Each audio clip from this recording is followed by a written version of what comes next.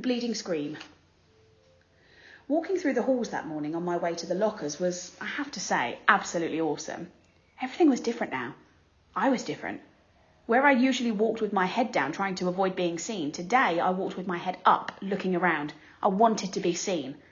One kid, wearing the exact same costume as mine, long, white skull face, oozing fake red blood, high-fived me as we passed each other on the stairs. I had no idea who he was, and he had no idea who I was. And I wondered for a second if he would have ever have done that, if he'd have known it was me under the mask. I was starting to think that this was going to go down as one of the most awesome days in the history of my life. But then I got to homeroom. The first costume I saw as I walked inside the door was Darth Sidious.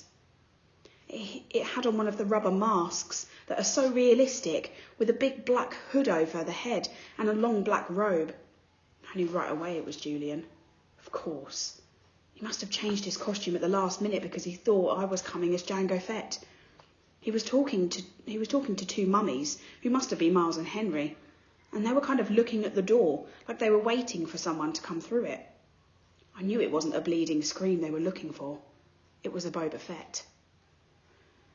I was going to go and sit at my usual desk, but for some reason, I don't know why, I found myself walking over to a desk near them, and I could hear them talking. One of the mummies was saying, "Really does look like him." "Like this part especially," answered Julian's voice. Put his fingers on the cheeks and the eyes of Darth Sidious mask. "Actually," said the mummy, "what he really looks like is one of those shrunken heads. Have you seen those? He looks exactly like that." "Well, I think he looks like an orc." "Oh, yeah. If I looked like that," said the Julian voice, kind of laughing, "I swear to God I'd put a hood over my face every day." "I've thought about this a lot," said the second mummy, sounding serious. "And I really think, if I looked like that, seriously, I think I'd kill myself." "You would not," answered Darth Sidious. "Yeah, for real," insisted the same mummy. "I can't imagine looking in the mirror every day and seeing myself like that. It'd be too awful, and getting stared at all the time." "Well, then why do you hang out with him so much?" asked Darth Sidious. "I don't know," answered the mummy. Tushman asked me to hang out with him at the beginning of the year, and he must have told all the teachers to put us next to each other in all of our classes or something." The mummy shrugged. I knew the shrug, of course. I knew the voice. I knew I wanted to run out of the class right then and there, but I stood where I was and listened to Jack Will finish what he was saying. I mean, the thing is, he always follows me around. What am I supposed to do? "Well, just ditch him," said Julian. I don't know what Jack answered because I walked out of the class without anyone knowing I had been there. My face felt like it was on fire while I walked down the stairs. I was sweating under my costume and I started crying. I couldn't keep it from happening. The tears were so thick in my eyes I could barely see, but I couldn't wipe them through the mask as I walked. I was looking for a tiny spot to disappear into. I wanted a hole I could fall inside of, a little black hole that would just eat me up.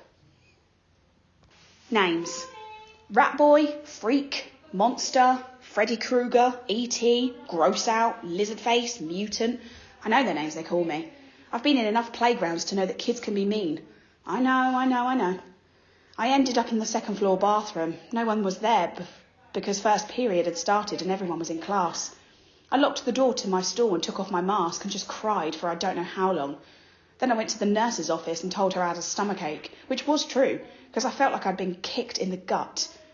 Nurse Molly called Mum and had me lie down on the sofa next to her desk. 15 minutes later, Mum was at the door. "Sweetness," she said, coming over to hug me. "Hi," I mumbled. I didn't want her to ask anything until afterward. "You have a stomachache?" she asked, automatically putting her hand on my forehead to check my temperature. "He said he feels like throwing up," said Nurse Molly, looking at me with very nice eyes. "And I have a headache," I whispered. "I wonder if it's anything you ate," said Mum, looking worried. "There is a stomach bug going round," said Nurse Molly. "Oh, geez," said Mum, her eyebrows going up as she shook her head. She helped me to my feet. "Should I call a taxi, or are you okay to walk home?" "I can walk." "What a brave kid," said Nurse Molly, patting me on the back as we walked towards the door. If he starts throwing up and runs a temperature, you should call the doctor. Absolutely, said Mum, shaking Nurse Molly's hand. Thank you so much for taking care of him. My pleasure, answered Nurse Molly, patting her hand under my chin and tilting my face up. You take care of yourself, okay? I nodded and mumbled, thank you, and Mum and I hug-walked the whole way home.